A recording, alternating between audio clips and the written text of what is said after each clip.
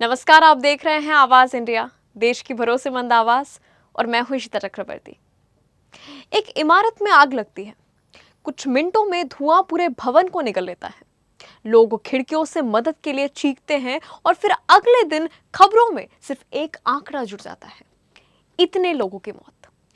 लेकिन सवाल है, क्या इन मौतों का जिम्मेदार सिर्फ आग होता है, या फिर वो सिस्टम जो हादसे से पहले सोता है और हादसे के बाद सस्पेंशन का नोटिस निकालकर अपनी जिम्मेदारी पूरी मान लेता है। लखनऊ में कोचिंग सेंटर में इमारत में लगी आग ने 15 जिंदगियां छीन ली। इससे पहले दिल्ली के होटल में 21 लोगों की मौत हुई। सूरत, हैदराबाद, बिहार, शहर बदलते रहे लेकिन कहानी वही रही। आखिर क्यों हर बार आग से ज्यादा खतरनाक साबित होती है लापरवाही, और क्यों भारत में फायर सेफ्टी का मतलब अक्सर हादसे के बाद की कार्रवाई बनकर रह जाता है? देखिए आवाज इंडिया की इस खास पड़ताल पर। पहला सवाल, क्या सिर्फ आग जिम्मेदार है? लखनऊ के अलीगंज में जिस इमारत में आग लगी वो कोई गगनचुंबी इमारत नहीं थी। वो थी G+3 यानी ग्राउंड+3 मंजिला बिल्डिंग। लेकिन यही छिपा था पहला बड़ा खतरा। नियम कहते हैं कि 15 मीटर से ज्यादा ऊंची इमारतों को फायर एनओसी लेना अनिवार्य है, लेकिन यह इमारत 15 मीटर से भी कम था। नतीजा क्या निकला? न फायर एनओसी, न फायर ऑडिट, न नियमित जांच, और यही कानूनी छूट बाद में मौत का रास्ता बन गई। लखनऊ के मुख्य अग्निशमन अधिकारी ने भी माना है कि इमारत को नियमों के मुताबिक फायर एनओसी की आवश्यकता नहीं थी। यानी जो नियम सुरक्षा के लिए बनाए गए हैं, उन्हें नियमों की एक खामी लोगों की जान पर भारी पड़ गई। लेकिन सिर्फ ऊंचाई का नियम ही समस्या नहीं था। कई बार इमारत बाहर से घर दिखता है लेकिन अंदर से पूरा बाजार चल रहा होता है, और लखनऊ की ये इमारत भी कुछ ऐसी ही निकली। दूसरी वजह, घर के नाम पर कारोबार। जिस बिल्डिंग को रहने के लिए मंजूरी मिली थी वो धीरे धीरे कमर्शियल कॉम्प्लेक्स बन गई। यहाँ कोचिंग सेंटर था, एनिमेशन ट्रेनिंग था, पेट शॉप थी, गोदाम था, गेमिंग जोन था। यानी एक ही इमारत में कई तरह की गतिविधियां चल रही थी। लेकिन सवाल यह है कि अगर बिल्डिंग का इस्तेमाल बदल गया तो क्या किसी विभाग ने भी जांच नहीं की? क्या किसी अधिकारी ने कभी नोटिस नहीं भेजा, या फिर सब कुछ देखकर भी अनदेखा किया गया? और जब नियमों की अनदेखी शुरू हो जाती है तो उसका असर सिर्फ इमारत की दीवारों पर नहीं पड़ती, बल्कि बिजली के तारों तक पहुंच जाता है। इसकी तीसरी वजह को समझते हैं, जो कि बिजली का ओवरलोड है। जांच में सामने आया कि इमारत के लिए 20 किलोवाट बिजली की मंजूरी थी, लेकिन इस्तेमाल हो रही थी 35.5 किलोवाट बिजली, यानी लगभग 2 गुना लोड। विशेषज्ञ बताते हैं कि देश में 75 से 80% आग की घटनाओं के पीछे इलेक्ट्रिकल फॉल्ट सबसे बड़ी वजह है।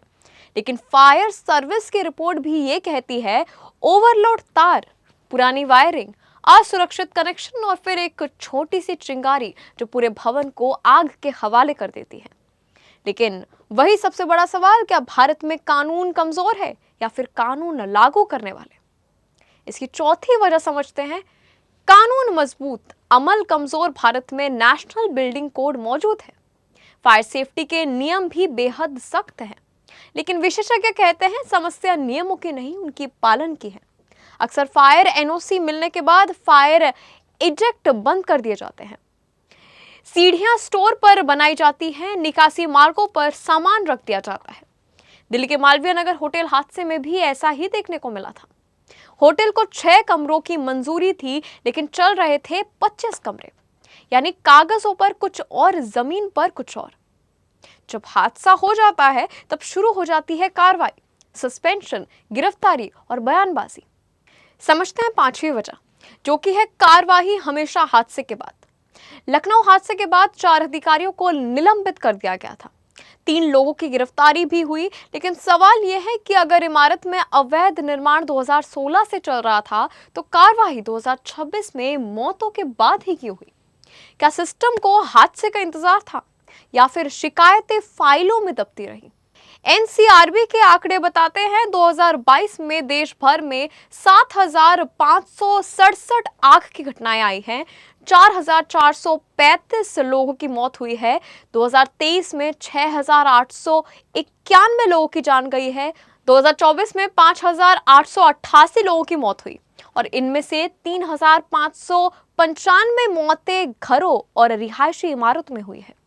एनडीएमए की रिपोर्ट कहती है कि देश की लगभग 70% शैक्षणिक इमारतें आग के खतरे के प्रति संवेदनशील है। यानी स्कूल, कॉलेज, कोचिंग सेंटर जहां बच्चे भविष्य बनाने जाते हैं, वहीं उनकी सुरक्षा सबसे बड़ा सवाल बनी हुई है। लखनऊ की आग सिर्फ एक हादसा नहीं है, ये उस व्यवस्था का आईना है जहां नियम है लेकिन पालन नहीं है, जांच है लेकिन समय पर नहीं, और जिम्मेदारी है लेकिन हादसे के बाद। हर बार आग बुझाई जाती है लेकिन कुछ सवाल पीछे छोड़ दिए जाते हैं। क्या 15 मीटर वाला नियम बदलेगा? क्या अवैध कमर्शियल गतिविधियों पर समय रहते कार्रवाई होगी? क्या फायर ऑडिट सिर्फ कागजों से निकलकर जमीन तक पहुंचेगा, या फिर अगली आग का इंतजार होगा और अगली बार फिर कुछ नई जिंदगियां आंकड़ों में बदल जाएंगी? फिलहाल देश के लाखों परिवार यही उम्मीद कर रहे हैं कि इस बार सबक सिर्फ शोक संदेश बनकर ना रह जाए। अब तक के लिए बस इतना ही। आप देखते रहिए आवाज इंडिया, सच्चाई की खोज।